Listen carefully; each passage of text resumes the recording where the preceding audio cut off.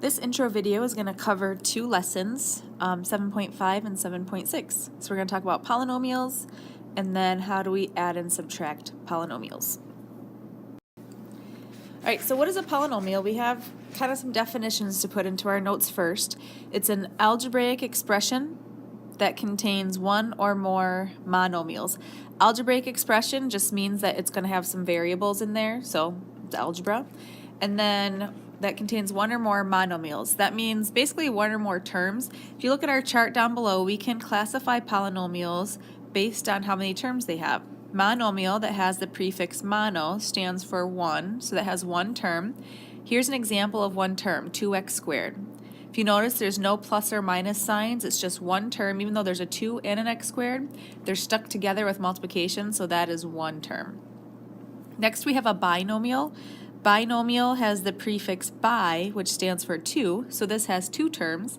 And an example, 4x minus 3, 4x is one term, 3 is the second term, and that subtraction in the middle, that separates out your terms. So you have two terms, making that a binomial. Trinomial with a prefix tri means three terms. 2x squared plus 5x plus 1, so you have 1, 2, 3 terms. Look for plus or minus signs within your polynomial to separate out your terms to figure out how many terms you have.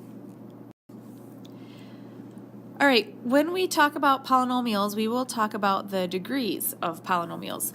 Our first one here has not just the degree of a polynomial, but very specifically the degree of a monomial. So if you're talking about a monomial that has just one term, you find the degree by getting the sum of the exponents of all the variables. So basically sum means add. You're just going to add up all your exponents variables. We have some examples here. State the degree. 2x squared, it's a monomial, so you look at your exponents with your variables and you add them up. Well, this one has just a 2, so this degree is 2. Our next one, 3x squared y, well, you got there's an exponent of 2. Now this y does have an exponent, so sometimes you might have to write that in. So you have your two exponents, 2 and 1, add those together and your degree is 3. Here's another monomial, ab to the fourth c squared. So if you're missing any exponents, it's helpful to write it in. Then you just add those together. 1 plus 4 plus 2 gives us a degree of 7. And then 4m squared n to the 6. Here's our last monomial degree. Add up your exponents, 2 plus 6. Even if they're with different variables, you're just finding the degree of the monomial. It's going to give us a degree of 8. All right. So what if you have more than one term and it's a polynomial? How do you find the degree? So we approach these differently, so we just have to make sure that we keep this straight. When do you add your exponents, or when do you, as in this case, find the highest exponent of the entire polynomial?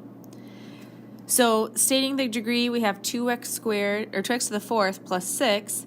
Well, look at your exponents of your variables. You can see there's an x to the fourth, no other exponents, so that degree is 4. It's the highest one that we have. Our next one, with those 4 terms, the degree, look at all your exponents. So if it's more than one term, you've got a 3, a 2, this one has a 1. Technically, this 5 has an x to the 0 power. Which one is the highest of all those 4 exponents? 3. So your degree is 3. Alright, 7.6, we're going to add and subtract our polynomials. You guys have actually been adding and subtracting these for a long time, maybe not realizing that this was specifically adding and subtracting polynomials. So our first example, we have a binomial plus a binomial. When you add polynomials, you basically are just looking to combine your like terms. So this 5x, I'm going to add it to the 3x in the other polynomial. 5x plus 3x, now when you combine like terms, you just add the coefficients. 5 plus 3 is 8, and the x stays exactly the same. If you're adding or subtracting polynomials, you do not change any exponents. Next, you look for any other like terms. You got a minus 6 right here. That's going to go with the plus 4. Just be careful with your signs. A negative 6 plus 4 is a negative 2. So our final answer is 8x minus 2. Not bad, right?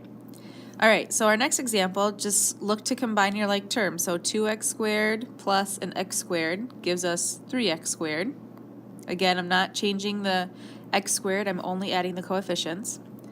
You have a 4x right here. So I'm looking for any x's, a negative 5x, careful with the signs, 4x plus a negative 5x is a negative 1x. And then you have a negative 2 that can go with your positive 4. Negative 2 plus 4 is a positive 2. Now when you add or subtract your polynomials, you do want your answers in standard form. Standard form is going to look like these two examples where you have you're basically ordering your answer by the exponents of your variable in descending order. So you can see you have an x squared, you have an x to the first power. This is called a constant term with no x on the end. So you just want to make sure that you have the highest exponent first and then in descending order for the rest of your terms. All right, so last one on this slide. I have x squared, so 6x squared plus a 1x squared is 7x squared. Minus 2x, and so I look for a 2x over here in the other one, or just an x, and there's nothing to combine it with, so that's not going to change. That minus 2x is going to stay, but I'm going to write it down because I want to have my answer in standard form. And then you have plus 5 plus 2, so 5 plus 2 is 7. 7x squared minus 2x plus 7, is it in standard form? My exponents are in descending order, so this one is good. All right, last slide, you're going to find the difference. That means subtract. If you notice, we have all these polynomials with a minus sign in front. So there's a little bit more to do. You can't go straight to combining your like terms.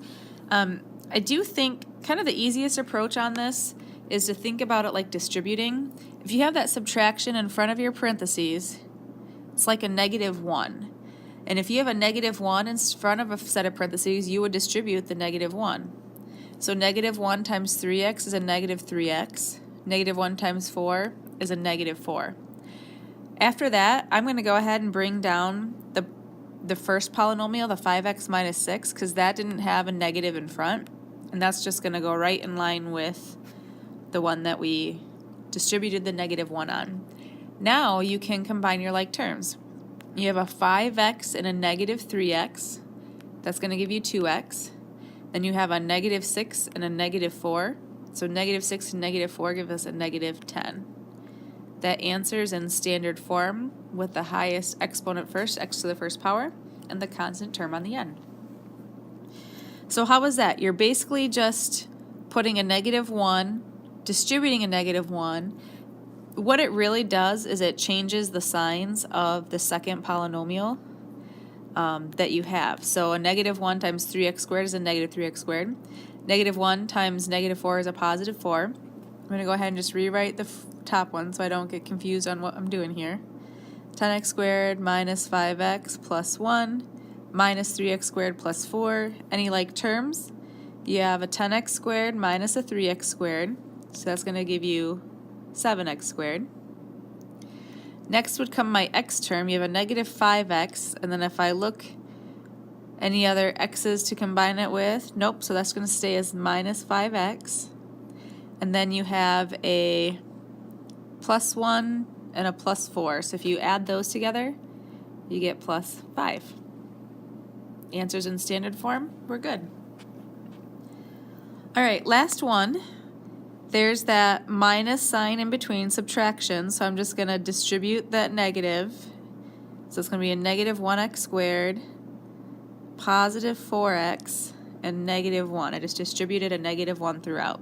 Carry down the first polynomial, 2x squared plus 3, and now combine any like terms you might have. So do we have any like terms? Starting with the highest exponent, I see a 2x squared minus an x squared. That gives us a 1x squared. Same thing as just x squared.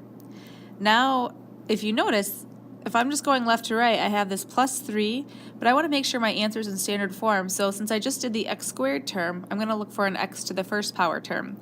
And we do have this plus 4x. There are no other x's to combine it with, so that plus 4x is just going to go into my answer, plus 4x. Then you have a 3 minus 1. 3 minus 1 is a positive 2. My answer's in standard form, So we're good. And that's how you subtract polynomials.